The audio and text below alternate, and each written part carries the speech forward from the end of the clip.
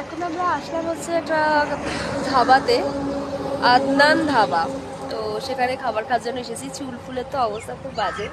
3:30 বাজে, প্রায় অনেকখানি ট্রাভেল করেছি জম্মু থেকে। সেই ট্রাভেল করে এখন এসেছি এখানে খাবার টাবার খাবো, কারণ লাঞ্চ করতে হবে, প্রচণ্ড খিদে পেয়ে গেছে। এই যে উল্টো দিকে পাহাড়। চুলের অবস্থা তো খুবই খারাপ, আমার গাড়ির মধ্যে এরকম বিচ্ছিরি হয়ে গেছে। সো কি আর করা যাবে। তবে হ্যাঁ, এখান থেকে ঠান্ডা, হালকা হালকা একটা ঠান্ডা ফিল হচ্ছে, ভীষণই হালকা, ভালো লাগছে। এই দূরে পাহাড়, সামনে ওই চারিদিকটা দিয়ে পাহাড়ই ঘেরা, এইদিকেও সাইডে চারিদিকেই পাহাড় ঘেরা। আর সামনে এরকম ছোটো ছোটো ধাবা রয়েছে প্রচুর খাবার দাবার করার। তো আমাদের ড্রাইভার আমাদের সাজেস্ট করলো যে এই ধাবাটা মানে ভালো খাবার পাওয়া যায়। সো আমরা ওই জন্য এখানেই আসলাম খাওয়ার জন্য।